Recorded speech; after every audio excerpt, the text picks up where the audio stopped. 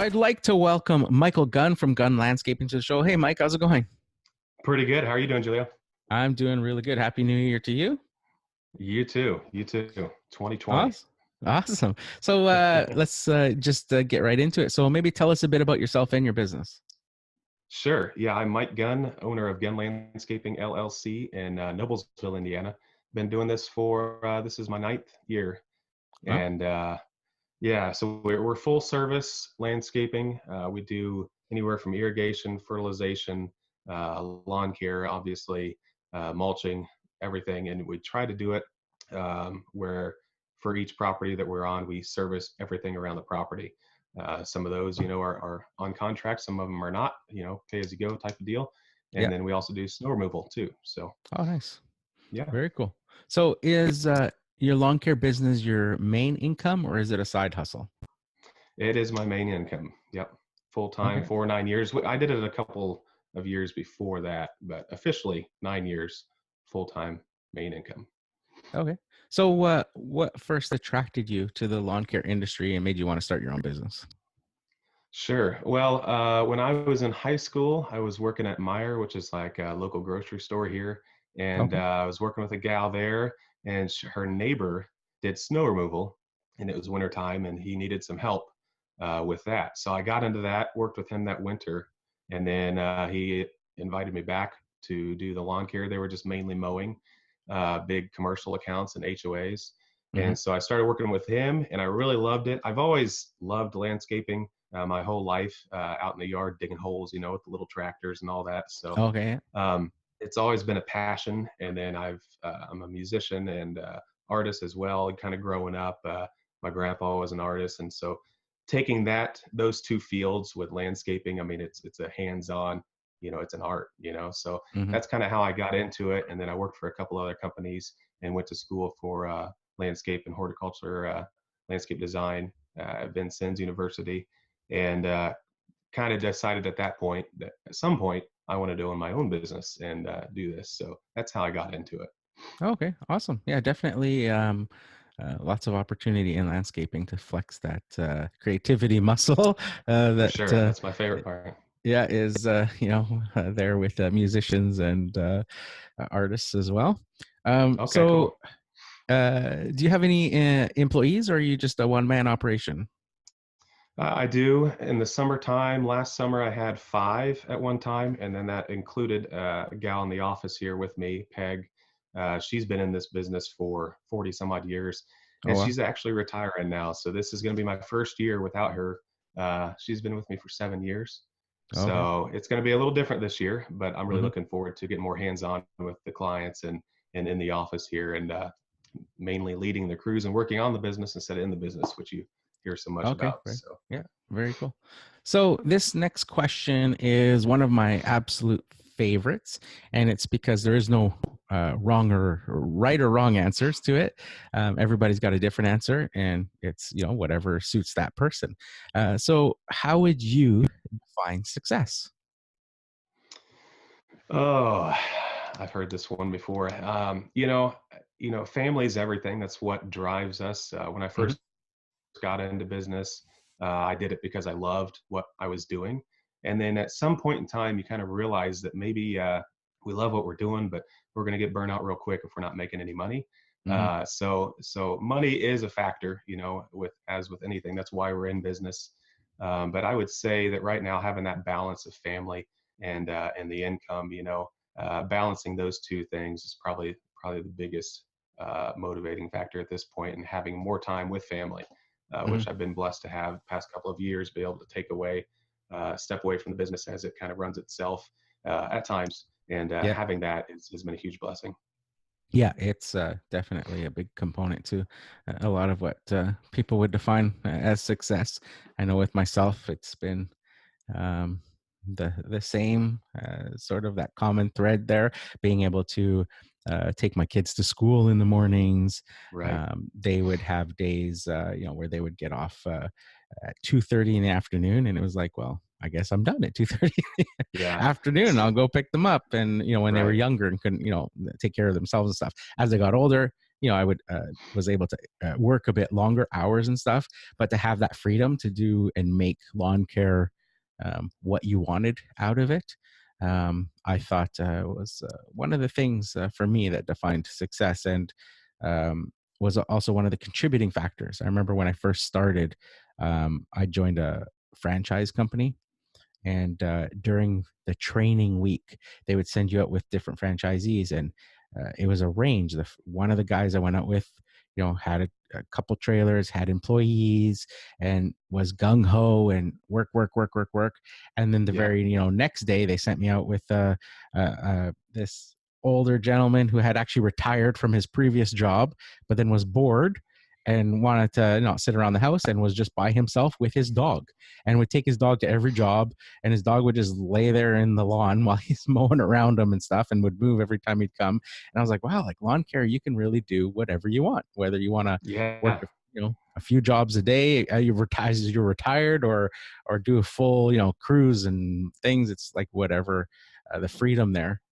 Yeah. Really. The freedom of it for sure. I mean, my first couple of years in business, you know, I was solely just focused on the business, and my son was born when my first year in business, and I was so focused on the business that I missed out so much of his first couple of years there. And then when my daughter was born, when kids come into your life, it totally changes your perspective on everything, and you Yeah. start realizing that maybe I'm focused on the wrong things here.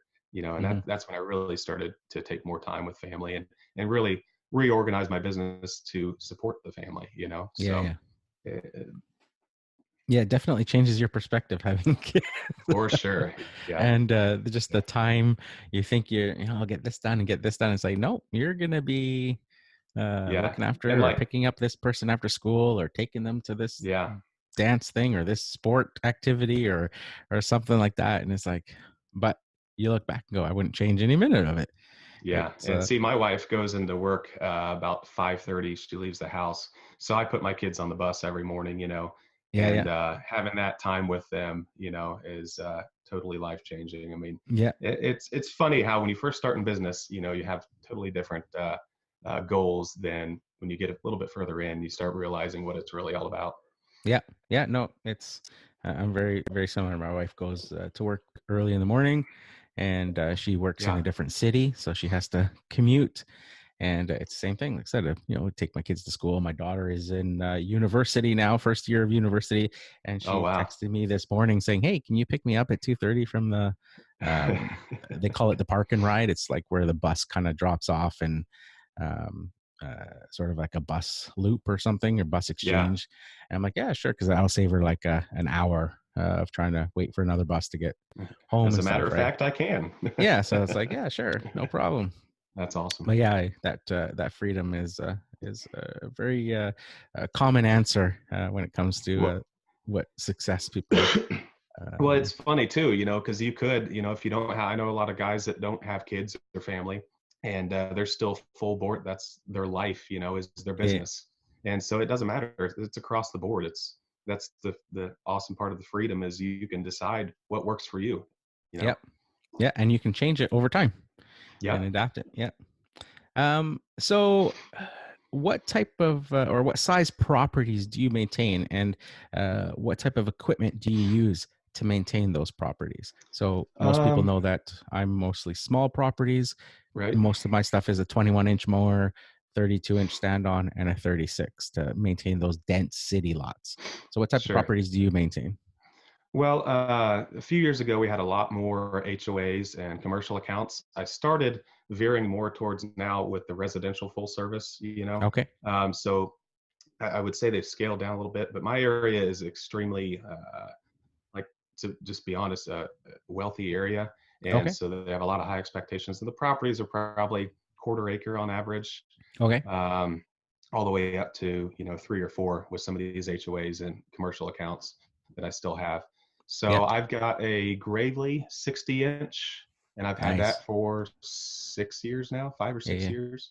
And then I've got an Exmark 48-inch walk behind turf tracer, Okay. and then as well as a little Husqvarna, throwaway push mower Yeah. Yeah. Yeah. that's on its last leg now. Yeah. Awesome. So yeah, Those that's what we use as turf far as tracers mowing. are awesome, aren't they? Oh, I love it. Yeah. And I Yeah. originally got that because we had some hills, and I used to Okay. have Yeah. a Vantage, X-Mark Vantage. It was a 48 as well, but it would not hang these hills. So when I got Mm. that, it was kind of before the Stander craze, kind of took Yeah. off. And so it hangs the heck out of some hills, that's for sure. Yeah. I've got a 36 turf tracer, and it's Yeah. like the utility mower of like it does everything. Like Bulletproof. every condition. It's built like a tank. It's so easy to maintain, like the weight distribution on it. I can like lean it back on its handles. I don't even need a jack to Yeah. lift it. It just like will sit there on its back. I've got the sulky, so kind of sits on the sulky stand, Hmm. and we'll just sit there, and I can change blades on it, and there's no worry about it falling forward because of the way the weight is on it. uh Hills Well, and stuff, and it's well, and just everything's amazing. right there. It's so practical, Yeah. Sometimes with this equipment, less is more, less to go wrong, less to break, you know. Is yours the pull start too, or is it Yeah. electric key? Yeah, Yeah. it's Yeah. pull start, and Yeah. it's yeah, that's the only downside with mine is the pull start, only because my trailer is very confined, and it's got high Hmm. walls. So I'm always worried about smashing my back of my elbow when I go to pull start it against the wall of the Yeah. trailer, because it's sort of a Or if you get confined that new guy running it that pulls it into the enclosed trailer on the wrong side, yeah. and then you go back in there to, you're going to use it this time. You're like, well, what's this? How am I going to get this sucker yeah started? yeah But you can kind of manhandle Yeah, it yeah, over yeah, and and that's the thing, right? Because they're pretty. Yeah, they're pretty thing. But yeah, they're nice machines. And then you said you had a 60-inch, which is I can't even yeah. comprehend that. Like for example, my customers, when I first started using the 36-inch turf tracer, they're like, "What are you doing with that monstrosity? And why are you bringing it on my property?" Because everything here is push mow, like for the most Yeah. part, right? Unless it's a commercial or something like that. Like the average landscaping company you see here, most of them don't even have pickup or don't even have trailers. It's just pickup truck with like 221s in the back, sort of thing, Right. right? And they just push because the lots are tiny, or there's like a couple of steps, like one or two steps that go to the backyard or to the front yard or the thing, right? So yeah, when you bring in a bigger mower, they're like, "What are you doing? Like, why would you?" And what wins them over eventually is the cut quality of them. It just leaves a Right. really nice cut when every lawn in the neighborhood has those 21-inch wheel mark stripes, right? Right. And then you do a cut that's like completely smooth and nice, and it has no like just the actual stripes from the direction of the grass being cut. Right. And they're like, "That looks amazing." And then neighbors are coming up going, "Wow, that looks so." And it's because nobody's Yeah. used to having those bigger mowers. I would say like a 60 is definitely the standard around here as far as Oh what wow. everybody else is using too. Not so much on the residential, but for the commercial and the HOAs and all that. I mean, that's all you see is these guys on 60s. 72 still, in my opinion, too big. Hmm. Most of the models that I've seen, the deck sticks out a little too far where you start cutting into some of these undulations and stuff. But Yeah. yeah, 60 is kind of the standard where we're Oh at nice. for sure. Yeah. Oh, And that's awesome. 48. You got to have that 48 to get into Oh, the the gates 48. Yeah. and all that. Yeah. Yeah. Yeah. See that those would be a no go for me. Yeah. I'd be Yeah. able to maybe do some front yards with them, and then I'd be stuck once the backyards happen. Whether there's Sure. like even with my 32, um, I thought that would solve a lot of the issues, and I was able to do the most lawns last year with the 32-inch Staris versus the push mowing, but there was still tons of lawns I couldn't do. They're just so tight in these neighborhoods. There'd be like stuff in the way, or like somebody parking their vehicle too close to the access where I'd have to go around because they're used to me using a 21-inch mower, Right. or there's one or two steps to get down. And it's like I can't use it still, right? Still stuck push mowing. So forever I'm cursed with push mowing And lawns. the stripes never look as good when there's only two or three of them, right? Yeah. So it's just one of those things. Um, so what is of your tools that you use, including maybe handheld stuff as well? What's your favorite tool and why? For me, probably our dump trailer. Okay, nice. I went without that for a couple of years when I scaled back a little bit. But the Yep. dump trailer, I mean, that's behind a truck every single day. Mainly, what we do is landscape maintenance, and design install too.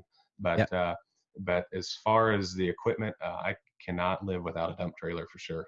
Yeah. It's so handy to have a Yeah. dump trailer. Yeah, Yep. my little custom built trailer as the back end of it is it's got a front toolbox that has a side door where like the 21s and handheld equipment go into, and then the Sure. back has a dump box with high sides on it. But Okay. normally I'm parking or using, the turf trace or something in the back.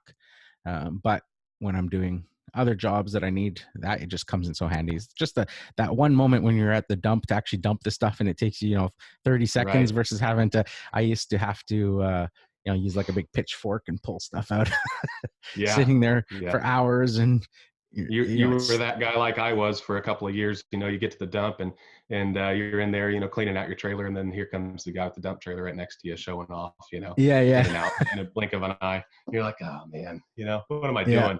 yeah, yeah, yeah. Yeah. It makes a huge difference in productivity. Yeah, especially when you've got guys working with you.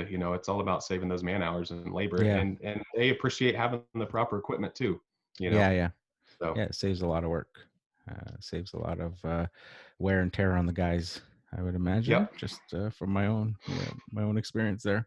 yep. Um, so you mentioned full service lawn care, and my next question was: do you offer any services that are not lawn care or landscaping related, like power washing or window cleaning, for example, maybe rubbish removal, things like that? Um, I do power washing for existing clients. If they Okay. have, we've got a couple of them with tennis courts and stuff we've done, but I don't market that at all. Yeah. Yeah. Snow removal is the big one when it snows. Yeah. We do snow removal in the winter time, and then holiday decor. I Okay. used to do more of it than I do now, but currently I just offer that for same as the power washing, just for existing clients. Where we maintain everything else. We'll Yeah. do the Yeah. holiday lighting as well. So Yeah. yeah. Yeah. That's a good plan. I used to. I consider myself full service as well, but Mhm. I don't do as much as I used to, just because you get busier and you get into sort of the schedule and the routine and stuff. And now I'm sort of like you, where I'll only offer those other services to a regular client. I'm not going to go and, you know, out of my way and reschedule stuff for a one-off person that wants their driveway pressure washed or something like that. Right. But Yeah. I'll do it for clients because I know I can put a bunch of them together and have that equipment loaded and do a day of it and get two or three of them done Yeah. or something, right?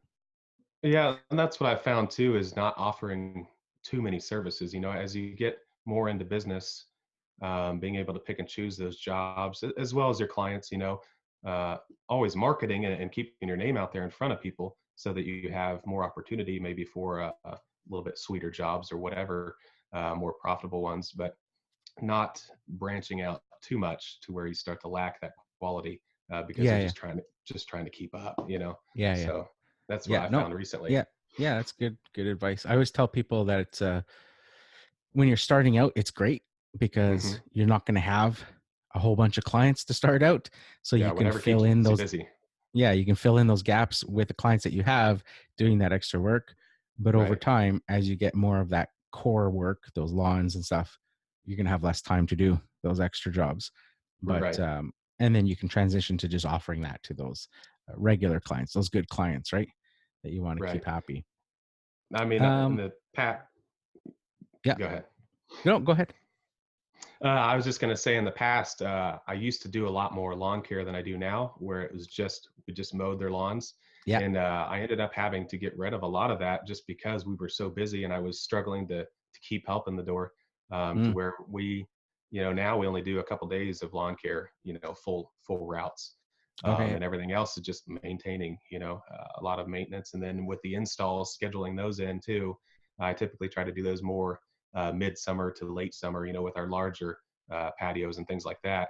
At Mm, least I have in the past. This year, I would like to have a full-time lawn care crew, maintenance crew, and then a full-time install crew. So that could change. I could market a little bit more lawn care and to fill up that schedule for a crew that would just be doing that. Um, yeah. okay. Cool. So when customers are asking you for those extras, that your regular customers, do you tell them like a specific date that you're going to do them, or do you just like for me? What I found is I just do my mowing a few days a week, and then I keep the Monday and the Friday open. Hmm. This also helps when there's a long weekend or a holiday or my wife wants to get away or something like that, that I can go without inconveniencing this mowing schedule. Right. But when customers ask me for stuff, I don't promise them a date. I just tell them, okay, no problem. I'll put it on the list. Right. And they don't know whether that list has one job on it or 10 jobs on it. I just say, hey, I'll get to it when I can, as soon as I can. And then I schedule those extra jobs on the Mondays and Fridays, and keeps it flexible. And like I say, if a week comes up and my wife's like, hey, let's go away for the weekend, I can just go away for the weekend. I don't have to call Right. back and say, oh, sorry, I know I was coming today and blah, blah, blah, and stuff. I just don't tell people when it's going to happen.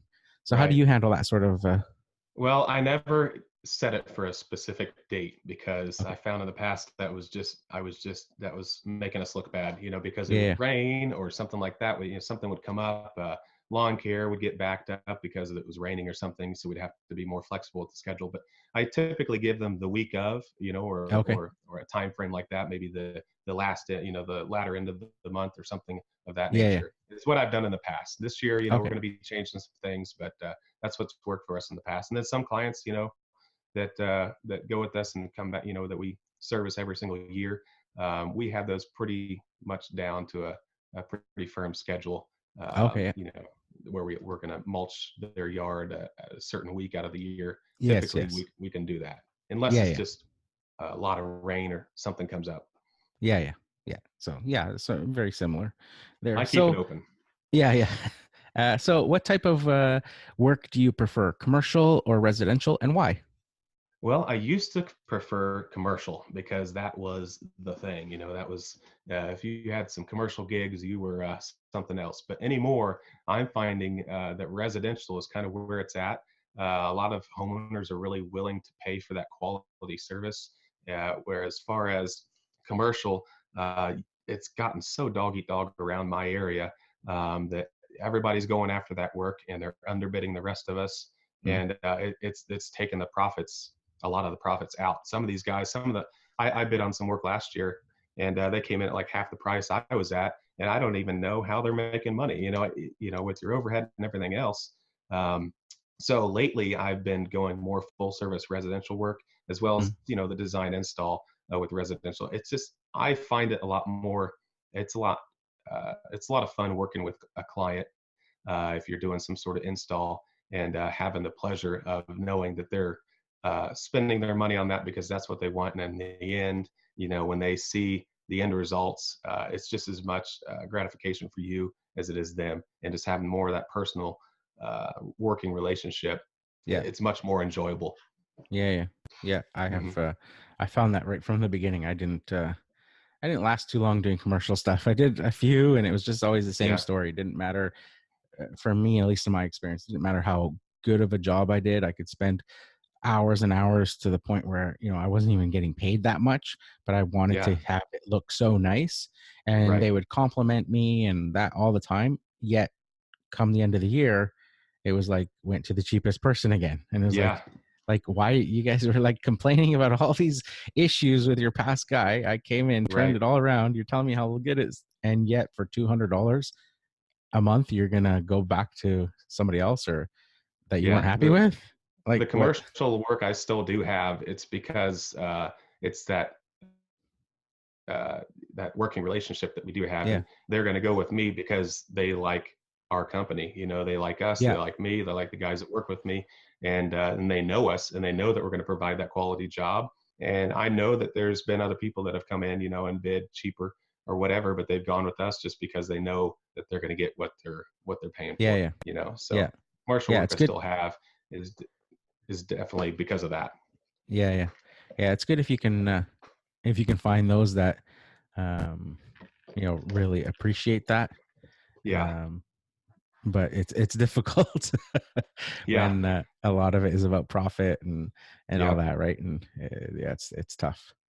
Um, so sure, this next question is another one that I really enjoy asking people, and it's probably the one question or one of a few um, that gives people sort of pause for thought, and that is share with us a time that you struggled in your business and what you learned or did to overcome it.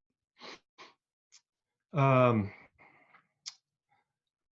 the latest struggle with my business has been finding good help, and not just that, but keeping them in the door and keeping them coming back year after Mm, year. hmm.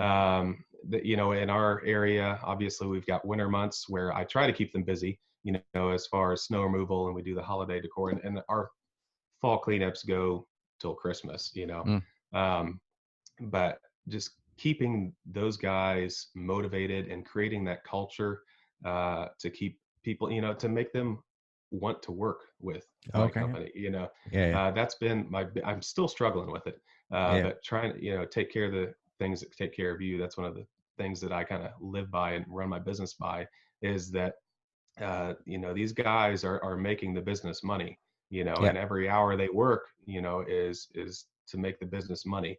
And I try to motivate them as well by sharing that, hey, look, I understand that you need a paycheck at the end of the day, or, every 2 weeks or whatever.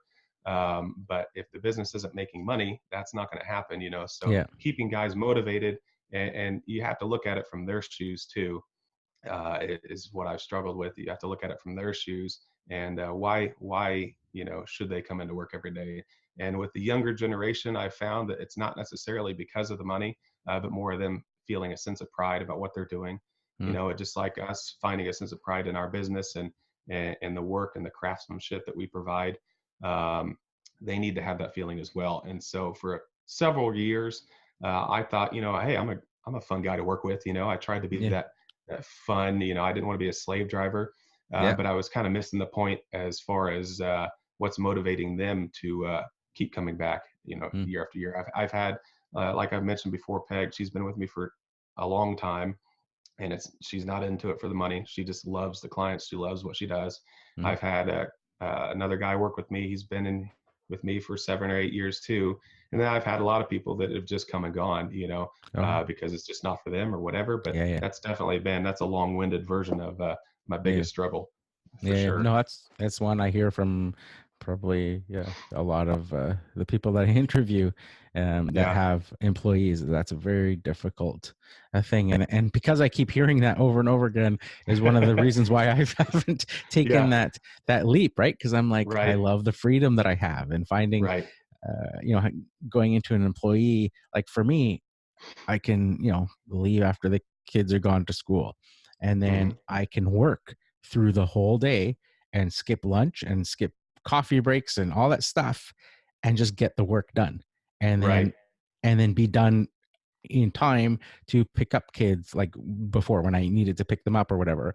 And I got into that right, routine of just working, working, working and getting, things. So then, I think about employees and it for me, it's funny because I think about it being a restriction on my freedom because now I got to sit and I got to give this person this right, coffee break and then I got to stop for lunch for 30 minutes and I got to thing. But it's funny because if unless I take that leap eventually, then it actually restricts my freedom in the long run because then I'll always be tied with being in the business, having to be the one that's working instead of having that opportunity to then maybe step away from it and letting others take it over. So it's one of those right. things, but everybody struggles Yeah, with that employee, finding the right people, motivating them to stick around. it's it's definitely an epidemic, like Yeah. right now, in across the world or whatever. I think that a lot of people are struggling with the same thing. But at the same time, that employees, you have to remember, they do make you money. That's why they're there, and it Yeah. allows for a little bit different type of freedom, to be able to take away. But I've struggled with it. A couple of years ago, I went to just down to just myself and one other guy, and it was a lot more relaxed. I Hmm. enjoyed the job again, once again. But I don't know. I enjoy the challenge as well. So it's a catch-22 across the board. Yeah. Yeah. Yeah, Yeah, definitely. If you can find that right mix of employees as long-term employees, like you've yeah, got, one or two of, if you can, start yeah. bringing on those, then it changes the game completely. Yeah, I, Um, I used to have so much fun with a guy that was kind of my right hand man, mhm. right hand man, and when him and I would go out, we would just have a ball. We'd have Mm. way too much fun, Mm-hmm. and I enjoyed coming into work every day with him. And I've always enjoyed working with other people. Yeah. I don't mind working by myself. It is definitely relaxing, and you can work on your own time, like you say. But I've always enjoyed the camaraderie of others on the job site, and all in all. Very cool. Cool. So, what is your favorite thing about being self-employed? Well, freedom. We talked about that a little bit. Yeah. Being able to make your own shots, not having to worry about anybody else and what they might think is best for if you were to work a 9 to 5 somewhere else. Mm-hmm. I can't stand sitting inside all day. I've never Mm-hmm. been able to do that. And just the creativity and the entrepreneur side as well. Just the challenge of it. I enjoy that as well. Mm-hmm. Awesome. Awesome. In what ways do you market your business, and maybe share your number one marketing tip? Well, I used to do quite a few publications around here. Okay. They had a couple different magazines that were like more just homeowner based Okay. in some of these HOAs, but I got absolutely zero ROI on that. And that was more just keeping my brand awareness out there. Okay. But lately, I found that Facebook, some of these groups, with your local communities, um, and references and referrals. Referrals is a huge one for me. It always has Mm-hmm. been. But that's been pretty big. And I'm not talking about, running the ads on Facebook. I'm talking about some of these, like around here, we've got what's called, I don't know if I can give any names, but it's called, it's like a chatter group, Okay. for the Yeah. local city that Yeah. I'm in. And I've gotten a lot of referrals from that, Okay. from referral based, but that's Yeah. pretty big. I've never done the like postcards or anything like Yeah. Yeah. that. Not that I won't in the future, like I said, if we're trying to bump up lawn care or something like that, maybe I Mm-hmm. will. Um, I used to do Angie's List and Home Advisor. Okay. Uh, I found that wasn't really, the ROI wasn't there Mm-hmm. as for at least in my area. I know different areas it works differently in Yelp and all that, but I don't do any of that anymore. Just Okay. last year, I actually had my website professionally done. I had always done it myself Mm-hmm. in the past, but that's our storefront, Yeah. as far as our image. When people search for us on Google, that's pretty big nowadays. So that's about it. I really don't do much. A lot of it's referrals and word of mouth. Okay. Very cool. You mentioned quite a few times in different answers that you talked about HOAs and stuff, and Hmm. it's not a question that I have here that I normally ask, but I know a lot of people are interested in getting into that. What Hmm. would you say would be a good way if somebody's getting into lawn care or landscaping, or maybe they have an existing business of maybe targeting those? What would how would they get their foot in the door, say to an HOA or something? What would you suggest? So a lot of the HOAs in my area work with a property manager, and Okay. that's somebody that's going to have maybe, I guess it could range across the board, but 20 or 30 HOAs that they manage all the money and get the dues from everybody. But Hmm. they will have a list of contracts or contractors that they will provide the HOA as suggestions, and at the end of the day, it's the HOA and the board and all that who actually makes the decision. Hmm. But definitely working with the property managers, that's huge if you're really wanting to get into it. That'd be the first step I would take for sure. Okay. And So just on looking top up. of that, So just looking at yeah, property managers. yeah, uh-huh. Yeah. Just do a Google search for that. And besides that, it's just working with certain homes inside that HOA already. You can ask them as you're working on their property, Mm. hey, who takes care of your HOA, and networking in that manner as well. Yeah. Okay. Yeah. Great advice for people. I know I've had that question from people in the past, and I'm like, sorry, I don't, I haven't done Yeah. HOAs and stuff. They're not very big around here. So, but yeah, great advice there. So, do you use any software to manage your business? I use QuickBooks. That's always been my go-to Yep. main, form of accounting. And then I dabble with Jobber as well. Okay. Um, I'm looking to make a move to do something a little bit more in depth this year, as far as keeping track of like the time clock and stuff like that Okay. through an app. And Jobber I know is really good with that, but mainly QuickBooks, and then Jobber as kind of a substitute. Okay. Yeah, very cool. Um, so one of the most common questions that I get in my business is, what do I do in the winter? So is there a winter or off season in your business? And if so, what do you do in the winter? Yeah, definitely an off season. We're off. Like I said, Christmas to about the middle of March is when we really start ramping up. Okay. Sometimes a little earlier than that with our mulch installs. Yeah. But what I do in the off season, I mean, we do snow removal. Like I Yeah. said, when it snows, past 3 or 4 years, we haven't had that much. Okay. It's been, and that's a lot of the commercial I do have is snow removal as well. Yeah. And what's really big around here is the liability side of that, with Yes. salting and treating the lots and all that. That's Hmm. that's where the money is at in my area, because we Yeah. don't Yeah. get huge amounts of snow. I think our average is 24 inches for the year. So the actual accumulation side of it is not that much, but salting, liability, treating walkways, and making sure that nobody's going to slip and fall. That's Yeah. a huge part of my winter.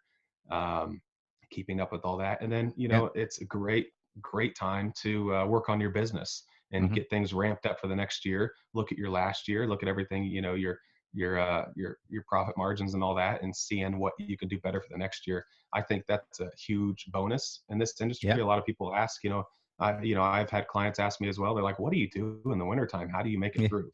Well, you've got that winter coming, so obviously you're going to plan for that Yeah. financially. But being able to take that time with your business and work on it, and spending time with family as well. That's when we Yeah. make up for that lost time, Yes. when we are busy. So Yeah. Yeah. but Absolutely. every single winter, I think I'm going to get a little bit of a break, and then before you know it, it's spring again, and Yeah. we're Yeah. hustling away. I know So it it never creeps up fails, so fast. never fails.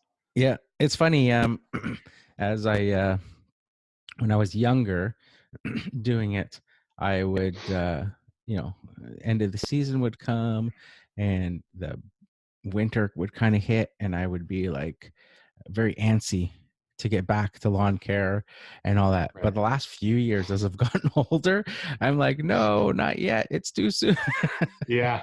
My body's Yeah. still like, no, Right. And can't then it's keep so up. hard to get back at it too in the spring. Yeah. Those first couple of weeks, man, Yeah. That they're first month awful. is rough. Yep. Yeah. I've You found in met, the winters, yeah. in the winters, as long as I stay busy, we've got to stay busy, keep our minds occupied, because sometimes that winter blues can set in too, which Yes. can affect us as well. Yep. So you mentioned the snow removal side of it, and the salting and de-icing and all that sort of stuff.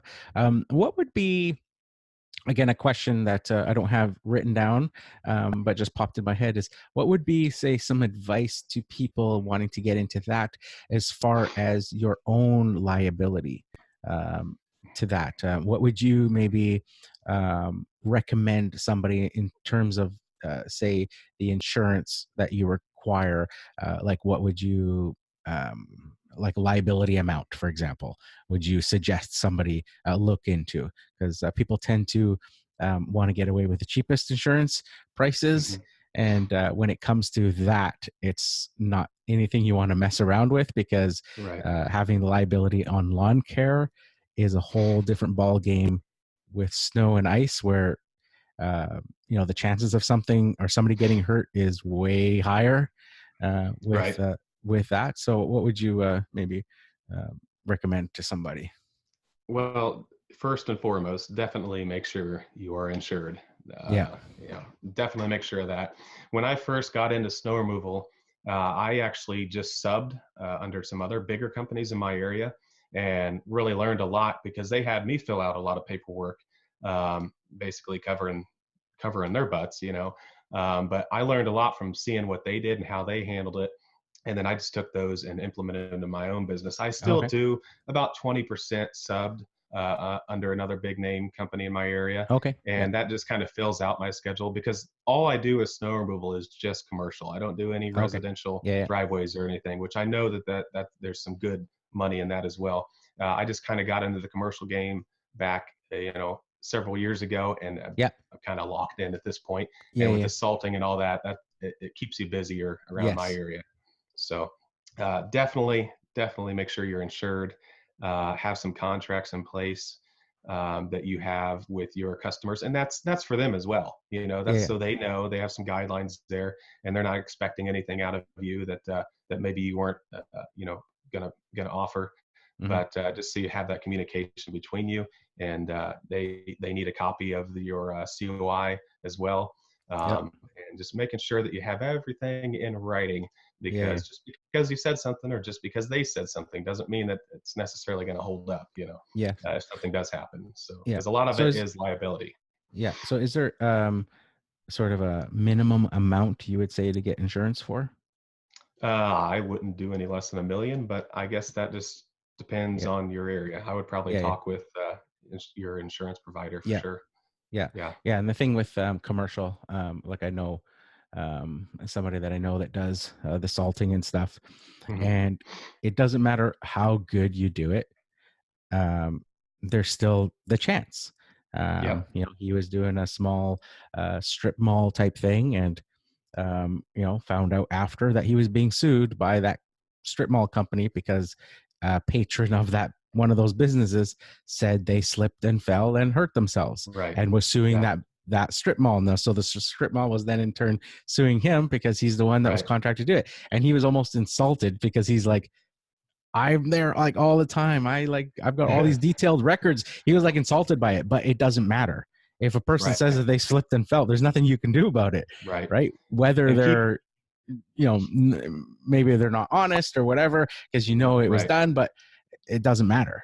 You have to have that protection there to, Well, and that's where record keeping on your end too, yes. recording the times that you were out there, Yep. taking pictures, before and after, not to show anybody, but just for your own records, just in Yes. case something like that were to come up.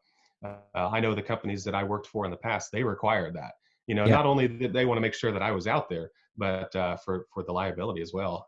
Yep. You had to take pictures and record everything down Yep. to detailed time, minutes you were out there.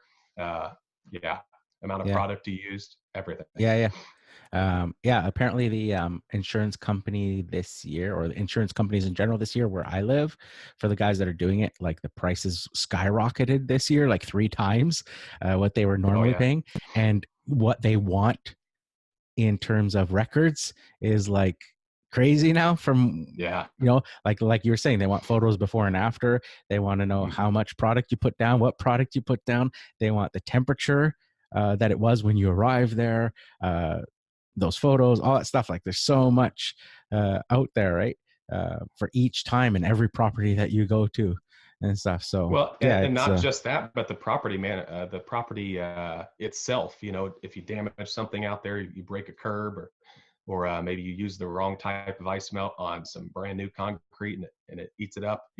There's all yeah, that as well yeah, that's taken into place. So it's a lot of liability, but there is good money in it. yeah, yeah, And it does keep your guys busy in the off season too. yeah, There's some companies around here that that's their main source of income. yes, Is the risk management side of things. yeah, yeah. No, definitely. I know another guy that has a construction company mainly, does a lot of high end landscaping, like hardscaping stuff. um, Hmm. but in the wintertime converts all his bobcats and trucks with plows and Right. keeps his crews going doing snow, and he's got contracts all over the city. And he'll say, you know what, not one word of a lie, that we make more money in the 1 month or 2 months of snow removal and that sort of stuff, and the sort of Right. liability, than we do the whole year with the hardscaping that we do. Like that's our main, what our business is called, and the name of our business is all about hardscaping, and we will make more money icing and snow plowing, in just that 1 or 2 month window than we do the rest of the year with all the other stuff, Right. um, because of Yeah. just that Back in liability. 13, 14, we had a really bad winter here, a lot of Yeah. snow, and we did really good. But it's like ever since then, I've always said my first thing is that you can't bank on it. Yeah. Yeah. You can't rely on that to Yes. pay, your overhead and all that. But when it does snow, it's nice. Yeah. Yeah. Yeah. It's good little extra income and keeps the guys busy. So, Yes, absolutely. So, what are your future plans or goals for your business? well, I kind of dabbled on it, but this year I'd like to get more organized as far as having certain crews do certain things. And that's just part Okay. of growing. The past, in the past, I've been kind of more stagnant, not really growing much, just more focusing on getting better before we get bigger type of thing and keep that quality.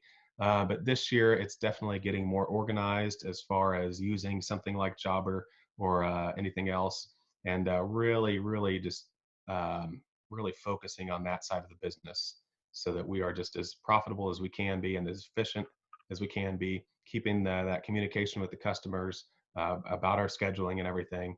That's really what I'm going to focus on this year. And myself being more involved in the office, it's definitely going to allow for some more changes as far as getting more up to date with newer technology and some of these tools that we have now that we didn't have, when I started out. Okay. Very cool. So this next question is kind of a fun one. So what's the weirdest thing that you've seen or has happened to you during business? Okay, so I knew we were getting ready to do this podcast today, and last night I was talking with my wife, and I knew that this was one of the questions, and I am like, honey, I've never had anything weird happen to me, really weird happen to me in business. I mean, can you think of anything? And she just immediately something popped into her head, and she's like, "What about the time the guy stole your cat?" And I'm like, "Oh yeah, that was pretty weird." So several years ago, I was running my business out of the house at the time, and we have a detached garage and all that. And we're on a couple acres, and we used to have like farm cats, out there to Yeah. keep the rodents at bay and all that. Okay. So we had a cat we were pretty fond of, and a couple days went by after I had let this guy go for just reasons that we don't need to get into. Yeah. It just wasn't working out between us, and so I'd let this guy go, and he had gotten back to the house a little earlier than I did that day, and a couple days had gone by after that, and we started realizing that we were missing the cat. We couldn't find it anywhere. It hadn't eaten its food, outside or Hmm. anything. It didn't know what was going on, and this had happened a couple times where cats kind of run off and do their thing Yeah. and then come back. But he hadn't come back in like 2 weeks at this point, and so we got a call from some people that were friends that live about 4 miles down the road from us that own a hog farm, and they said, "Hey, they're friends with us on Facebook. They know about our cats and Yeah. all that. They know what they look like from pictures on Yeah. Facebook." And Yeah.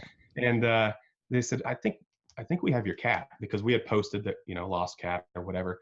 And so I went down there to this hog farm, and sure enough, it was this cat that had gone bonkers at this point, had eaten some I don't know some antifreeze or something, I don't know, but the cat Yeah. had gone crazy. It was the same cat because we knew from the markings on it. So Yeah. long story short, what we think happened is this guy. This is our story that we think Yeah. happened. We think this guy threw this cat in the back of his truck and took off, just mad or something. Yeah. And the cat jumped out at this point, where he made a turn to go home. Yeah. And yeah, it's crazy weird. We'll never really know the truth, Yeah. but she swears, my wife swears that this guy stole our cat. Mm. So there you go. I'm Yeah. pretty sure you've never heard something like that before. No, no, that's the first for that one. Yeah. Yeah. At first, I wasn't sure when you said somebody stole your cat. I was like, the Yeah. first thing that popped in my head was, okay, like a pet cat. But then before you started getting into the story, I thought, okay, no. He must mean like a caterpillar, like Oh, right. like a machine type cat, right? No, it's a real cat. No, not yet. I mean, I've Yeah. had equipment stolen and stuff like that, but my own pet cat has definitely been the weirdest thing that's been Yeah, stolen. that is pretty So strange. Yeah, yeah, I guess a there bit you go. disgruntled. Uh, to say the least, yeah. Yeah. Or So just trying to retaliate something. yeah. So what is one hidden pitfall with running a lawn care business that you see that prevents people from succeeding? Well, the whole shiny object syndrome Okay. can be one of those things. I know when I first got into business, it was kind of before I started watching things on YouTube and stuff. But wanting to have the biggest and the best and the most awesome equipment out there because, we loved what we do and we love the equipment we work with. And that's Yeah. kind of what drives us at some point. But getting over that, I would say, not falling into that trap Okay. from Yeah. the get-go would be my number one piece of advice. Do not look at what everybody else is doing.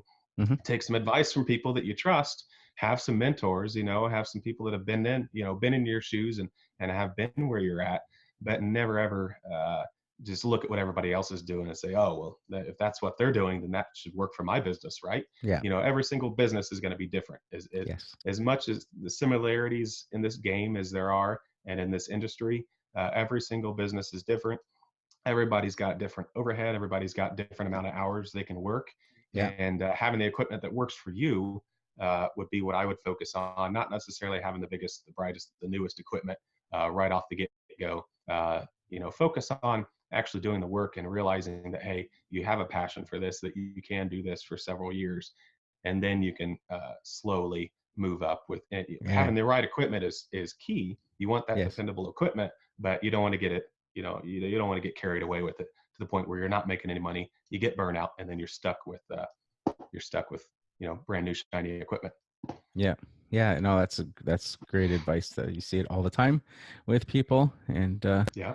yeah, it can really put you in a difficult spot Yeah, if you go because you out and realize, you may love what you're doing, but when you have, maybe you're, taking out payments or something on all this equipment, and you have all this brand new high-end expensive equipment sitting there that you have to pay for every month or whatever, it takes the fun out of it really quickly, yeah. really quick. Yeah, no, definitely. I always look because I keep thinking about replacing my truck. I've got a Hmm. 2005 GMC Sierra, 3/4 ton, with the Duramax and stuff. And I keep, Yeah. it's getting older. The engine, Hmm. people all say, oh, that truck will last forever. Yeah, the engine will last forever. And the transmission, the Allison transmission will probably last forever. But the rest of the Right. truck is just a regular as a gas truck. And it's Yeah. got, there's electrical things that start to fall apart and switches and things that don't work. And, Right. all sorts of, little knickknacks and stuff. And I always think, but then I look at these new trucks and I'm like, are you insane? Like $80,000? And I always put it Yeah. in terms of like, you know how many lawns that is to mow to pay Right. that off. And you know, uh, it's funny because it's almost it works to my advantage in the sense that these salesmen, they'll come up to you and they're like, oh, yeah, it's such a nice truck. Imagine yourself. And I'm like, you know what? With as much as I love this truck, this new shiny new truck, my hate for monthly payments is greater than my love for this Yep. for this new truck, because I'm like, there's no Right. way I want to be stuck in $1,000 payment a month for a truck for the next 6-7 years or something to pay off this ridiculously overpriced vehicle for mowing lawns. It's like Right. it's very difficult for me to go down that road. But I see a Yeah. lot of guys that just jump in and they're like, this mountain of debt right from the beginning. Right. Well, Yeah, and that's definitely if you're solo, you got to be a lot more cautious about those things. yeah. Funny story. I had a 2008 F450. Hmm. I've had it for several years, and it was getting to the point there where I was afraid to send my guys out in Mm. it because it was always breaking down. It's Yeah. the 6.4, which has it's one of the first ones where they put the DPF on there and all of Okay. that, and it's before they run the DEF fluid. Yeah. Uh, before that came along, so it was kind of like the you know definitely the runt of the litter as Yeah. Yeah. far as that year and that motor was concerned. And so I got it. It was an old Brickman truck when I got it. Okay. I got it and another truck and a couple of trailers from an auction. And so I ran that truck. I ran the tires off of it. The tires were completely bald. The bed was falling off because the salt had eaten it Okay. before I even got it. Yeah. And it was starting to cost me a lot more money just to maintain it. Hmm. And like I said, being afraid to send my guys out in it because I wasn't sure if it was going to break down or not. Yeah. So at the end of last month, I actually just traded that truck and finally Hmm. got out of it and got a bare bones 3/4 tons Yeah. Silverado. Bare bones, none of the bells and whistles. Don't need all that for my guys to be in. Yeah. And so finally upgraded that. So it's a catch 22. You know, you can Yeah. run some older equipment, and like your truck, I think that's one of my favorite trucks, the Duramax in it. I mean, Yeah. that's a beast right there. Yeah. Yeah. But if you're running equipment that's not even getting the job done, that's when you probably need to think about it. But know your Yeah. numbers for sure. Know what Yes. you're getting Yes. into, Yes. and don't get Yes. in over your head. Yes, definitely. My truck is when I have to when I sit down and think about it, it's like, okay, everything that's wrong with it is nothing that's stopping me from working. It's Right. Yeah. it's little minor things, right? That are Yeah. annoyances. Yeah, it'd be nice that if this was working or that was working or what. But But that's the thing too, is you can't let your personal yeah, wants and desires interfere with your business needs. You know, yeah, as far as my concern, I could care less what the trucks are. You know, yes, yeah, I want to look professional yeah, and uh, and have dependable equipment because the customers see that as well. But you yes, cannot let your personal wants and needs get into yeah, yeah, business. It's business is business. You're buying these things because they make you money, yes, and yes, that's yes. it. You know, Yeah, and so. that's the thing with me. I still have customers that come, like it never fails. Every spring, I'll show up and they're like, "Did you get a new truck?" I'm like, "No, it's the same truck I've been driving for 50," because it looks It's really just nice. washed. Yeah, it's just not, it's well taken care of as far as that part of it goes, right? Right.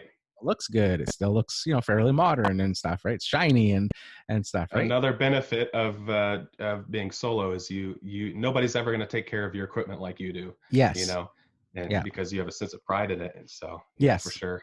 Yeah. So, and that's one of the things. And then I look at these new ones and go, do I really want to deal with a diesel truck that you have to put DEF fluid in and stuff like that? Where Right. mine, you don't have Yeah. to do any of that stuff, right? Yep. So it's like, Yep.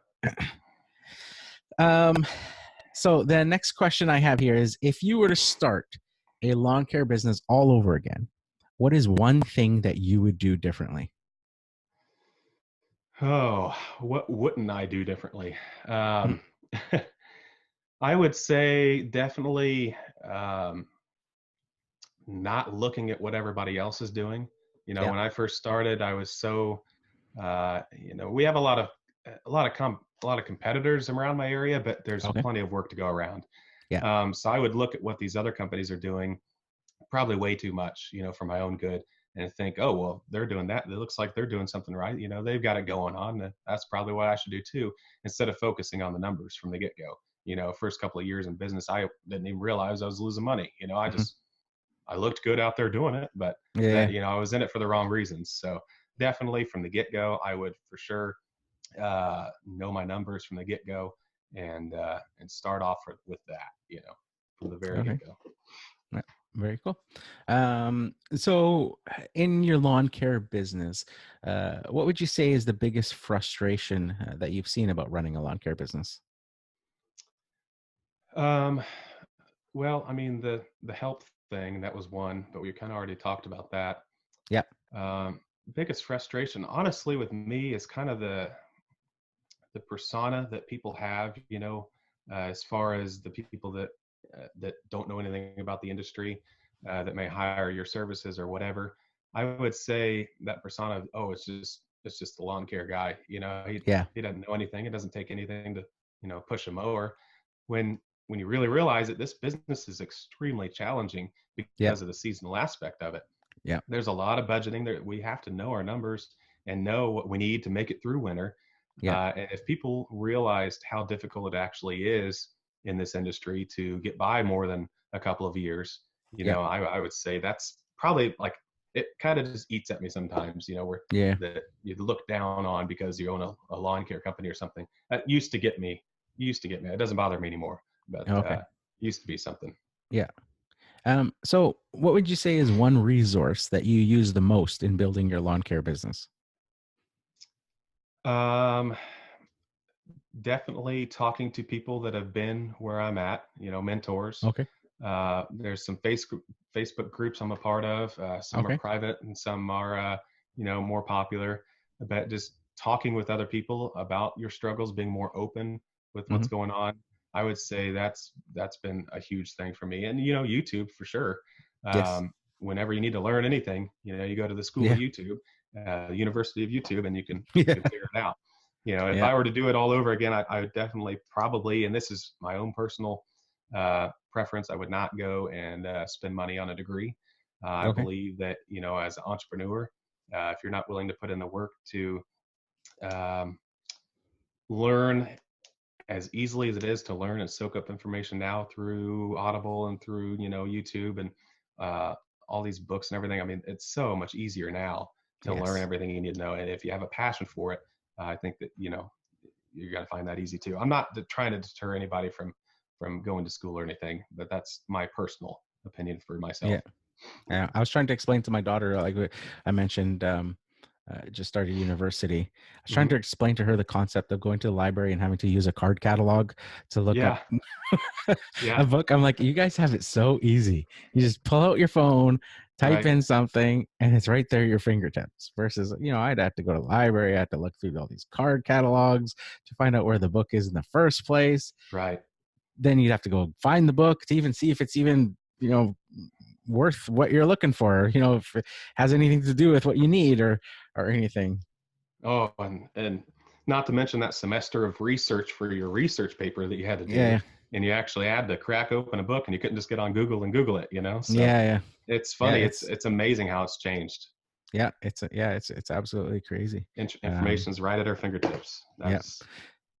That's What is one thing that people don't realize about running a lawn care business? Because it seems to be, I think the big thing with people is that they see, you can be a kid after school mowing lawns. You can be there's such a range there. You could be a guy with a pickup truck and just throw your homeowner mowers in the back, which you see quite often, to full businesses and stuff. So what's that one thing that people don't realize? from an outsider's perspective, are you talking about just the average Joe that has no interest in lawn care? No, like somebody who's maybe thinking about getting into lawn care because Okay. they have a perception that it's that sort of kind of relates to that other question of you're just mowing lawns. It's simple, Right. it's easy, it's Yeah, I can mow grass. Anybody can yeah, mow yeah, grass, right? yeah, I would say that it is a business, and there is everything that goes with a normal business along with it. As far as your overhead and like I said before, knowing your numbers.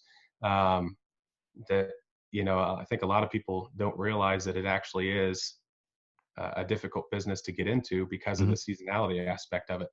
Um, okay, and you're doing different things at different times of the year. Your profit margins and your overall profits at certain times of the years or certain times of the season are going to be different.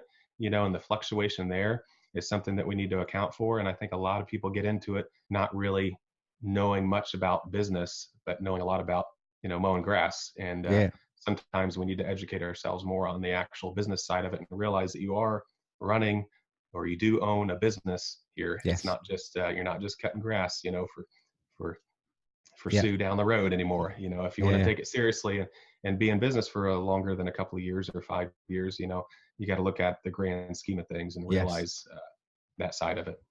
yeah. I've met a lot of guys where that's even in the franchise system that I was a part of, that Hmm. you'd think it'd be all laid out for you, and that's what bit them in the butt, was that they could get out there and mow lawns or trim hedges beautifully, but that business end of it, the paperwork end of it, at the end of Right. the, they would let it slide, and the next thing there was this one guy I was talking to, and he was like, he hadn't been paid from so many people because Hmm. he didn't like doing the paperwork part. So he never invoiced people. I was like, what are you Right. doing? Yeah. Like, you have to get Yeah. paid, right? And then he was behind in his taxes and all this stuff. And it was just this mess because he wasn't good at that part of it. I was like, you have to be good at Yeah. that. And he didn't like doing it. I mean, nobody, well, I mean, Yeah. maybe some people, I guess, like doing it, but sometimes, like what I've found in the past is some of the things that you hate doing the most are the things you need to be doing the most, Yeah. to get through that and to get that routine going on. Like you said, billing, your invoicing it. Yeah. If you're not doing that, then you might as well not even take the truck out and do Yeah. anything. Yeah. So, Yeah. yeah. So we're down to the last two questions. And this next one is one of my favorites as well. And it is, um, share your best piece of advice with those just starting out in the business. Now, I want you to come at this from the point of view that this is somebody that you really like, maybe a family member or something like that. It's somebody that you only want to see them succeed. You want the best for them. If they were to come up to you and say, hey, Michael, I'm thinking about starting a lawn care business. what's your best piece of advice for me? What would you say? Don't be afraid to get advice from others. Hmm. Get the right people in the door. Maybe you can't afford a bookkeeper or something like that from the get-go, or a financial advisor, but I would say definitely know your weaknesses and focus on those first. Okay. Yeah, Very I good. mean, yeah, Yeah. Awesome. Yeah. That's one I haven't heard before. And yeah. that absolutely makes sense. Yeah. Focus on your Well, it's the weaknesses if hardest you're, thing. yeah.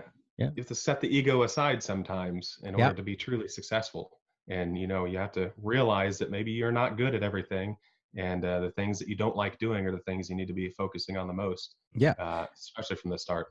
Yeah. And even if it means, like in that last example, even if it means, ultimately it's something you can't wrap your head around, then at least you know that that's where you need to get help from somebody else to take care of, so you Right. can focus in on the stuff that you're good at. Yeah. But either way, it's something you have to address. You just can't let it sort of slide on the side. Yeah. It's Great not going piece. to get any better. No, great piece of advice. Yep. So last question, how can people follow you online? And Well, I'm on. maybe tell us what you're up to. Okay. So I'm on YouTube, at Get It Done with Gunn on YouTube, and then Instagram. Just started that this year, I guess last year now. At Get It Done with Gunn on Instagram, Facebook as well, but that's just my own personal account. And then uh, gunlandscaping.com is my website. And then also, I am going to be starting a podcast here as well. Yeah. I had some hiccups in that. And I don't Okay. think I mentioned it yet, but this over Christmas we actually announced that we're going to be having a third child. So I've got Oh, a baby on the way. So that's congratulations. kind of, thank you. So Yeah. that's kind of deterred my plans once again. Yeah. Yeah. From having the time to do the podcast, but it is Yeah. something I've wanted to do for a long time now. Same with the YouTube. I wanted to do that for years and never had the courage to do it. I'm kind of introverted, and Yeah. so stepping out of my bubble, and getting out there and being more outgoing to share the information with people that I had shared with me, that people shared, that I was looking at and looking up to, and for several years in business, just giving back to a community that I Yeah. can, that's an awesome community on YouTube and Instagram as well. So yeah, they can find me on Instagram and YouTube at Get It Done with Gunn, and then the Okay. podcast. I'm sure that I'll have that going here soon enough. So Yeah. So I noticed not on gonna. Instagram, I noticed the pictures of like the podcast studio construction. Yeah, So yeah. does that mean that's going to be now turned into a nursery, or do you still get to keep No, no, no, no, no. So no, it's out in my garage. I've got a detached garage at my house where I used to run the business out of, and so I had some extra space out there. So like I was saying, music and all that. I have a background of that as well. So Yeah. being able to put that equipment out there too, and have a place to go and kind of jam out or do the podcast or Yeah. whatever, and not wake up any sleeping babies or Yeah. kids, is definitely nice. So yeah, I've put a lot of work into the studio. I'm really proud of it with how it's turned out. Yeah. It's been something I've wanted to do for a long time, and currently trying to get the internet run out there, so that Okay. we can stream and stuff like this. But Yeah. so working on that aspect of it. But yeah, that's been a lot of fun building that. So kind of my other Awesome. little side hustle, doing framing and all that on the Yeah. Yeah. side, and staying Yeah. busy in the wintertime. Yeah. It looked good so far from the pictures that I saw. Appreciate it, man. Appreciate Very it. cool. So thank you very Thank you. much for taking your time and coming on to my podcast. I really appreciate it. Yeah, glad to be a part of it here. Really excited. Awesome. Yeah. So Thank you. hopefully have a prosperous year ahead, and look forward to following you and seeing how Get It Done with Gunn moves forward for this year. All right, cool, man. You too.